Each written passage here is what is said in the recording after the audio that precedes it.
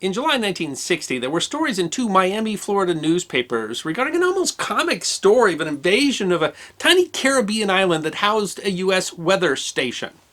It all had to do with a little-known territorial dispute between the United States and Honduras over the tiny, only some 3-kilometer square Swan Islands chain about 95 miles off the coast of Honduras. And it would have been easy to miss the story, which quoted U.S. Weather Service personnel saying they couldn't understand why anybody would fight over these islands, and talked about a weaponless invasion that included an occupation of just some 7 hours.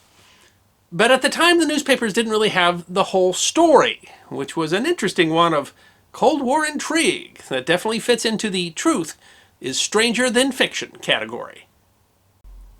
The early history of the islands is somewhat uncertain, although it appears Columbus probably visited there looking for firewood on his 4th voyage.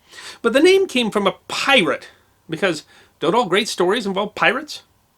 In 1683, a group of London merchants fitted out a ship called the Signet, which is the name for a young swan, and fittingly named a master mariner named Charles Swan the ship's captain. The goal was to establish trade with Peru and Chile, but on the trip, the Signet was attacked and overcome by pirates, who, Swan claimed, foreseeing the Signet, to join them. Swan sold the Signet's cargo and raided the coast of South America, but in 1686, having found little luck there as a pirate, Swan took his crew across the Pacific in search of Spanish galleons, noting in a letter that the ship ran so short on supplies that the crew had considered eating him. He escaped cannibalism, but was later killed in the Philippines. It's not really clear how Charles Swan's name came to be associated with these islands, since he mostly did his raiding in South America, and his connection to the islands might be totally one of legend, but the islands were said to be the haunt of pirates, and by 1775 were being referred to on maps as the Swan Islands.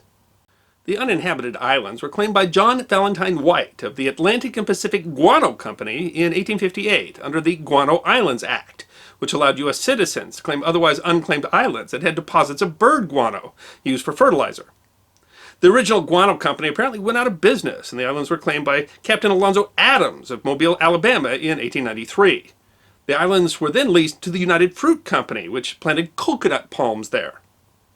In 1923, Honduras made a claim to the islands, claiming to have inherited the rights based on initial Spanish discoveries in the 16th century. But by that time, the islands were only being used for occasional hurricane monitoring, and both countries simply maintained competing claims. The U.S. Weather Bureau first created a station on the largest of the chain, Great Swan Island, in 1938. In 1949, the island served briefly as a U.S. Department of Agriculture quarantine station for cattle being imported to the United States from Central America. The island continued, with a small contingent of employees with the U.S. Weather Service and the Federal Aviation Administration, and a few immigrants who raised cattle on the island, and competing claims by the U.S. and Honduras. The State Department considered the islands to be the property of a Boston family named Smith, apparently based on Adams's 1893 claim. In 1955, Hurricane Hilda blew over the islands and knocked down the remaining coconut palms that had been planted by the United Fruit Company. By 1960, weather station employees on Great Swan Island described the island as one long bore, with one employee telling the Miami News that there's absolutely nothing to do. We can't even get radio stations in the States. In 1960, members of the U.S. Geodetic Survey arrived at the island and conducted a census, counting 28 people. Those represented 5 U.S. government employees manning the U.S. weather station and an FAA airline beacon, and the rest were natives who had immigrated from the Grand Caymans or Bahamas and were taking care of a few cattle. The report of a population on Great Swan then spurred the invasion in July. The story of the invasion, reported in the Miami Herald and the Miami News, was reported by a ham radio broadcaster on the island. The invasion party consisted of, depending upon the story, 13 or 17 Hondurans who came to the island to assert Honduran sovereignty. A spokesman for the FAA described the group as a bunch of college or high school kids and said apparently they were just students on a Sunday picnic.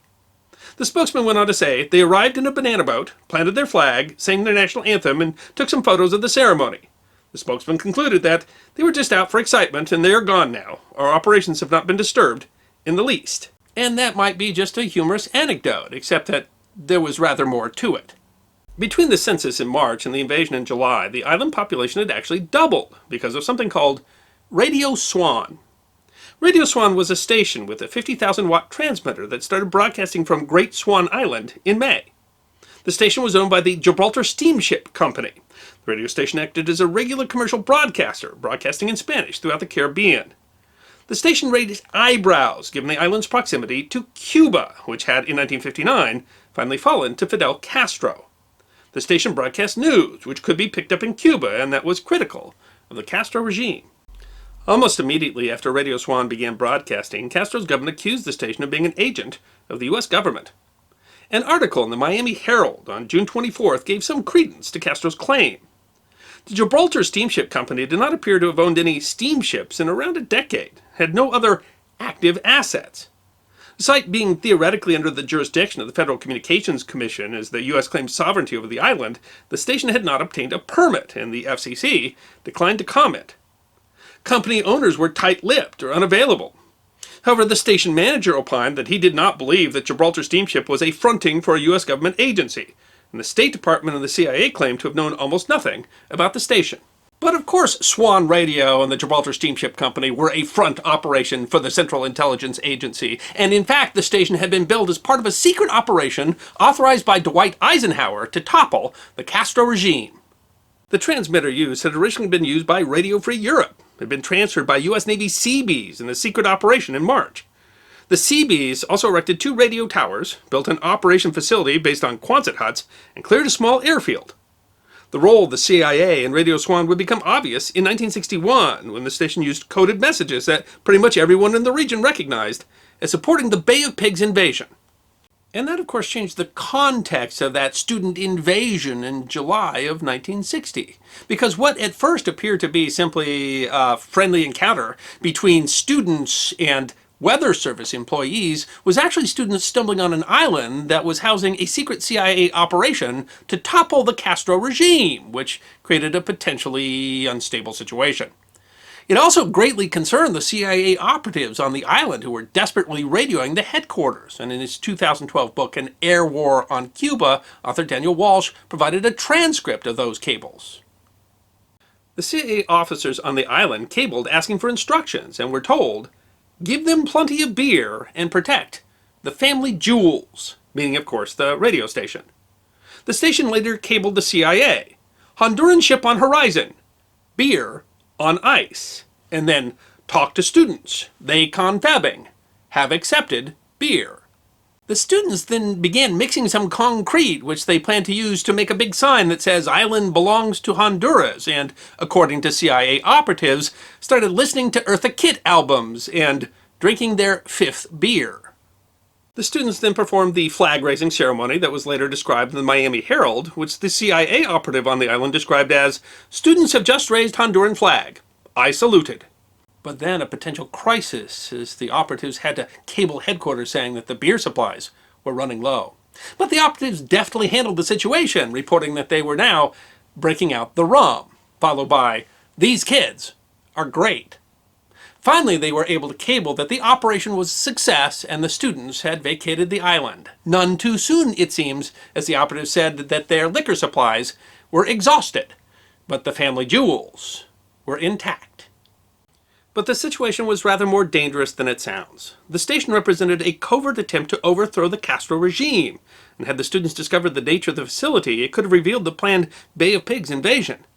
By keeping the students on the beach, the CIA had averted what could have been a very dicey situation, as U.S. Marines were at the station, armed, and prepared to defend it.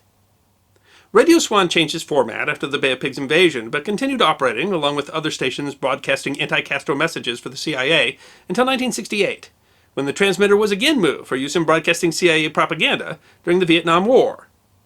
The invasion became an annual event, with a few students visiting each year, sitting on the dock and drinking beer. Despite a State Department opinion that the U.S. had the better territorial claim on the islands and a federal ruling in their favor, in 1971 the U.S. dropped their claims to the islands and in a treaty ceded them to Honduras, although we did secure permission to continue to operate the weather station facility, which operated there into the 1980s. In 1989, the Honduran government named the Swan Islands a wildlife refuge, although a group called Fantasy International says that they are planning some eco-friendly tourism development on the islands. Today, the only permanent residents of the Swan Islands are a small Honduran naval detachment on Great Swan Island. If you enjoyed this History Guy short, then feel free to click that like button, subscribe to our channel, and check us out on Patreon, Twitter, Instagram, Facebook, and our merchandise on teespring.com.